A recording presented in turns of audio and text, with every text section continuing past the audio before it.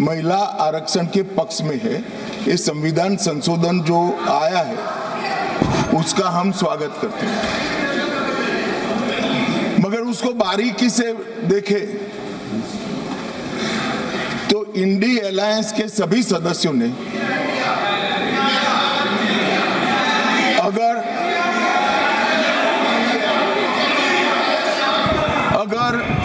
मगर किंतु परंतु इसका उपयोग कर स्पष्ट रूप से महिला आरक्षण का विरोध किया है। और मान्यवर कई जगह पे ऐसा दिखाई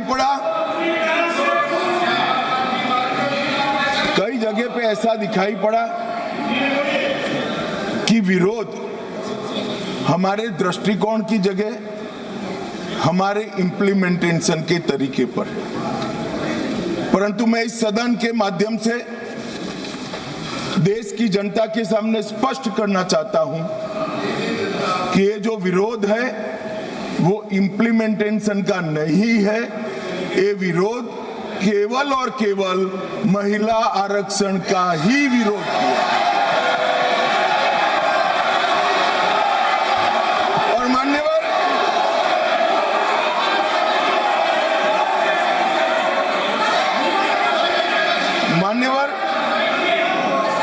मैं ये बात को जब बोलता हूं तब मेरी जिम्मेदारी बनती है कि इस सदन को इस बात से मैं कन्विंस करूं कि तरीकों का विरोध नहीं है, बिल के तत्व का, महिलाओं के आरक्षण का विरोध है। मान्यवर ये 3 विधेयकों में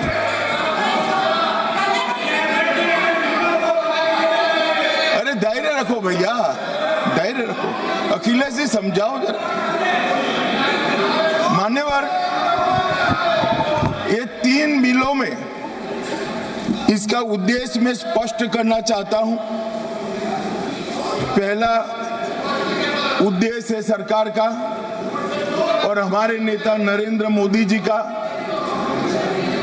कि महिला सशक्तिकरण करने वाले इस संविधान सुधार को समयबद्ध तरीके से लागू कर 29 का चुनाव महिला आरक्षण के साथ कराया जाए। इसका दूसरा उद्देश्य है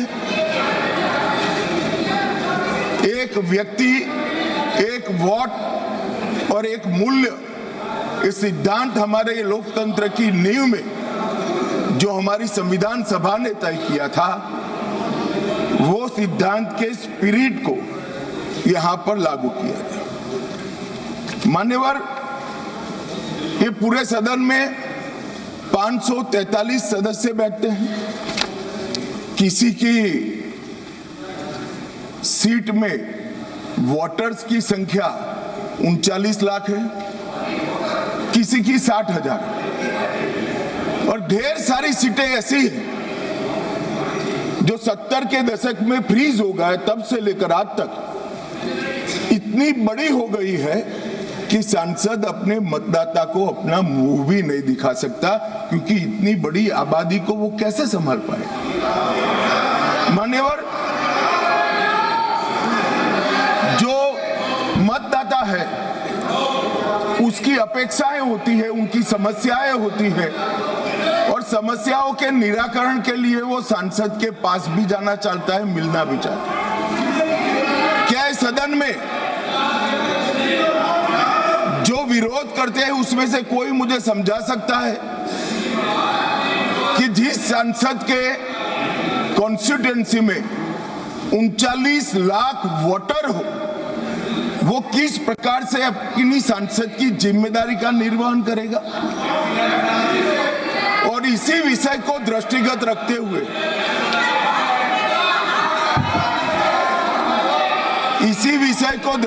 रखते हुए हमारे संविधान में समय समय पर परिसीमन का प्रावधान किया गया है और परिसीमन के प्रावधान से ही एससी और एसटी जो जिसकी संख्या बढ़ती है उसकी सीटें भी बढ़ने का प्रावधान है। तो एक प्रकार से जो परिसीमन का विरोध कर रहे हैं वो एससी और एसटी सीटों की बढ़ोतरी का विरोध कर रहा है, वो ध्यान में रखिए। मान्यवर, संतुलित, समावेशी और व्यवहारिक लोकतांत्रिक ढांचा ये तैयार करना, इसकी जिम्मेदारी संविधान ने सरकार जो अधिकार में होती है उसको दी। तो अभी ये जिम्मेदारी नरेंद्र मोदी जी की सरकार को दी गई है। उनको पसंद नहीं है, मगर ये तो देश की जनता निर्णय करती है। वो वंश परंपरागत नहीं होता है, वो लोग चुनकर भेजते हैं। संघीय संतुलन बनाने रखना, लोकसभा में जनसंख्या के अनुरूप प्रतिनिधित्व आना और राज्यों की शक्तियों के बीच में भी संतुलन बनाना, ये परिसीमन के उद्देश्य संविधान सभा की चर्चा और हमारे संविधान में परिसीमन का जो जिक्र है उसमें कहे। इसके साथ साथ नए भूगोल, प्रशासनिक वास्तविकताओं और ये निर्णय होने के बाद अब जो जनगणना हो रही है उसमें जब व्यक्तियों की गणना होगी तब जाति का कॉलम आने वाला है और जाति की गणना भी होगी, ये सुनिश्चित है।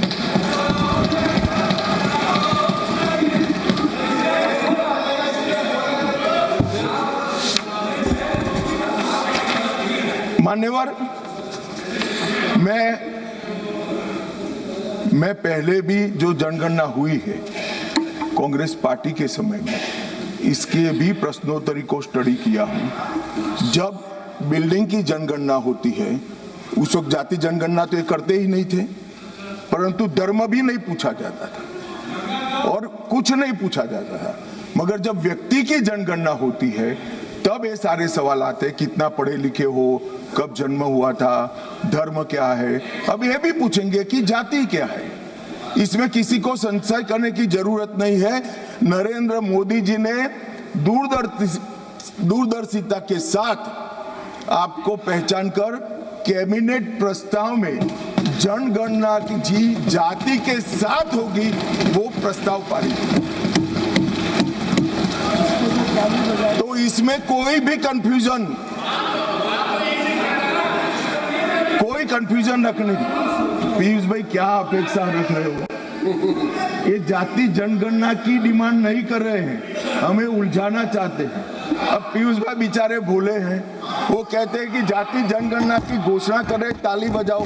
हम कर रहे हैं तो ये ताली नहीं बजाएंगे। उनको जाति जनगणना से कोई लेन देन नहीं है, उनको यहाँ बैठने से लेन देन है जो नहीं होने वाला है भैया। अभी मान्यवर, मैं फिर से एक बार 140 करोड़ की जनता के मन में किसी की भी प्रकार का भ्रांति, कंफ्यूजन न हो, इसलिए स्पष्ट करना चाहता हूं कि नरेंद्र मोदी जी की कैबिनेट ने जाति जनगणना का जो निर्णय किया है वो कैबिनेट प्रस्ताव में 26 की जनगणना जाति के साथ कराने का निर्णय किया है। और मान्यवर,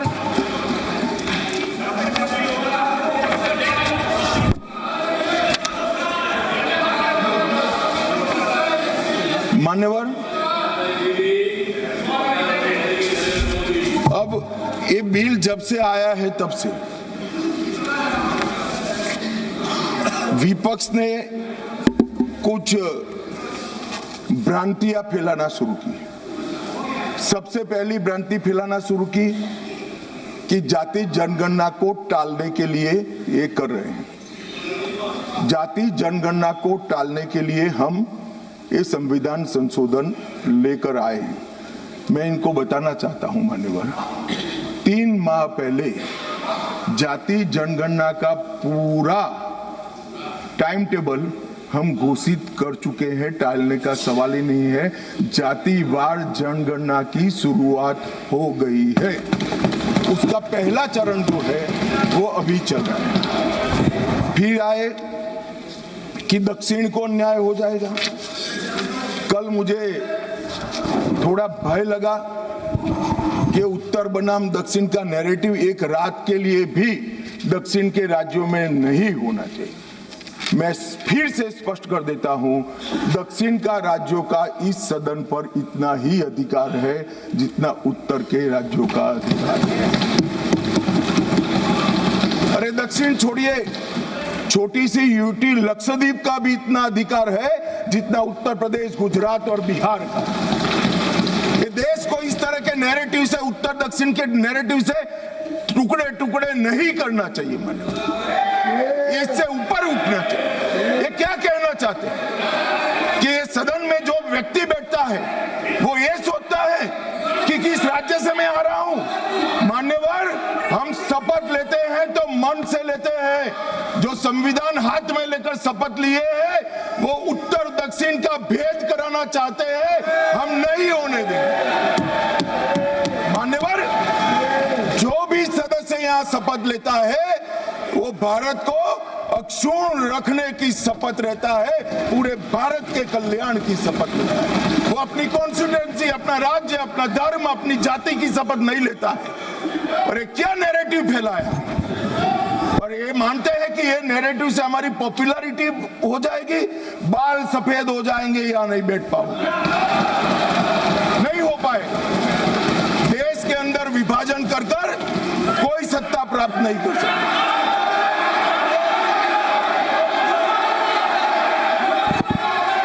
मान्यवर,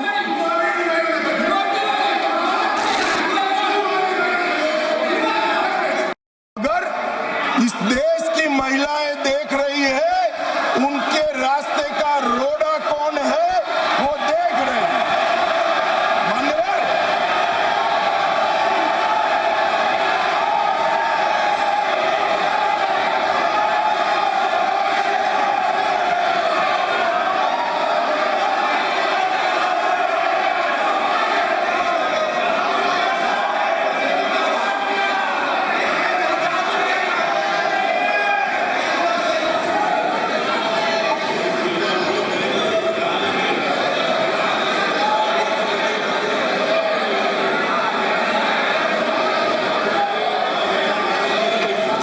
मान्यवर, यहां पर तो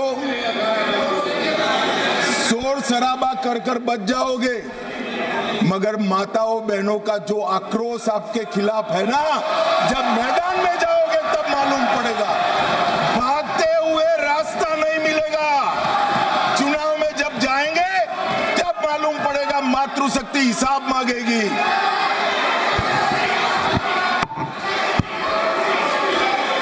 मान्यवर, यहां कुछ सदस्यों ने, मान्यवर, यहां पर कुछ सदस्यों ने एक, मैं बताता हूं भाई साहब। मान्यवर, यहां पर कुछ सदस्यों ने दूसरी भ्रांति फैलाई कि मुस्लिम महिलाओं को भी आरक्षण मिले। अरे आता हूं भाई, आता हूं। पहले अखिलेश बैठे हैं तो पहले उनकी बात करूं ना। पहली बेंच पर बैठे देखो। मान्यवर,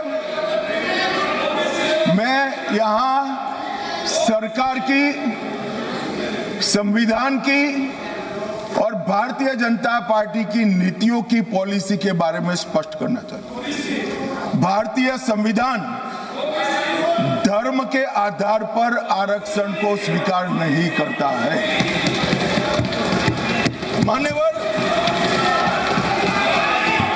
इसके दो कारण हैं। पप्पू सुन लिया ना, अब शांति रखो, ठंड रखो यार, चलो। मान्यवर, आरक्षण पाने की योग्यता, पहला कारण है, आरक्षण पाने की योग्यता ऐसी नहीं होनी चाहिए जिसको कोई प्राप्त कर सके। ये संविधान की बात मैं कर रहा हूं। अगर आज कोई अन्य धर्म का व्यक्ति है जिसको आरक्षण मिलता है, यहां नहीं मिलता है, और अगर वो मुस्लिम बन जाता है तो उसको आरक्षण मिलेगा। तो आरक्षण जन्म से ही मिलता है मान्यवर, किसी प्रकार से प्राप्त नहीं किया सकता, इसलिए वहां पर उसको सील किया है। और दूसरा, ओवैसी जी ध्यान से सुनना, दूसरा अनुच्छेद 15(4) के अनुसार आरक्षण उन लोगों के है, उन लोगों के लिए है जो सामाजिक और शैक्षिक रूप से पिछड़े वर्ग में आते हैं या अनुसूचित जाति और अनुसूचित जनजाति में पैदा हुए हैं। अनुच्छेद 16(4) इसके तहत आरक्षण पिछड़े वर्ग को, नागरिकों को दिया जाता है। अब संविधान में कहीं पर भी धर्म के आधार पर आरक्षण देने की मान्यता नहीं है। ये इंडी अलायंस वालों ने अपनी तुष्टीकरण की राजनीति के कारण इस देश में मुस्लिम आरक्षण की डिमांड खड़ी करना चाहते हैं, और ये संविधान की बात करते हैं। कोई भी संविधान पढ़कर बता दे मुझे, संविधान के किस आर्टिकल से धर्म के आधार पर आप आरक्षण करोगे? कोई बता दे मुझे, एक भी आर्टिकल में कोई प्रोविजन नहीं है मान्यवर। इसलिए भारतीय जनता पार्टी, हमारी सरकार, दोनों का नीति स्पष्ट है। जो संविधान सम्मत नहीं है वो धर्म के आधार पर आरक्षण हम ना भी देंगे, ना कभी किसी को देने देंगे।